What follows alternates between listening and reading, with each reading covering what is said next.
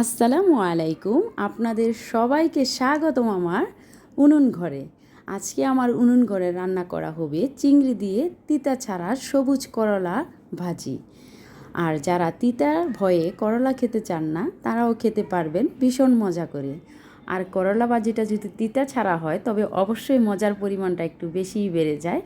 আর করলা ভাজি দিয়ে ভাতের পরিমাণটাও বেশি খাওয়া যায়। 2 প্লেট ভাত নিমেষেই শেষ হয়ে যায় মজার এই করলা ভাজি দিয়ে। আর এটা যদি রান্না করা হয় ছোট চিংড়ি মাছ দিয়ে তবে তো কোনো কথাই নেই, মজা আরও এক্সট্রা বেড়ে যায়। আর এই করলা ভাজিটা রান্না করার জন্য আম্মু করলাগুলো কেটে নিয়েছেন, তারপরে লবণ মাখিয়ে এটা ধুয়ে নিয়েছেন করলার তিতাটা একটু কমে যাওয়ার জন্য। তারপরে একটা কড়াইতে আম্মু রসুন আর পেঁয়াজ কুচি দিয়ে সাথে কাঁচামরিচ ফালি করা দিয়ে একটু হালকা বাগার আনার পরেই মাছ ছোটো চিংড়িগুলো দিয়ে দিয়েছেন। তার সাথে আম্মু হলুদ মরিচ আর ধনে গুঁড়া দিয়ে খুব সুন্দর করে বাগার এনে এর মাঝে ধুয়ে রাখা কুচি করে করলাগুলো দিয়ে দিয়েছেন। আর এর সাথে মোটা মোটা করে রাখা পেঁয়াজগুলো দিয়ে দিয়েছেন, সাথে আস্ত কিছু কাঁচামরিচ।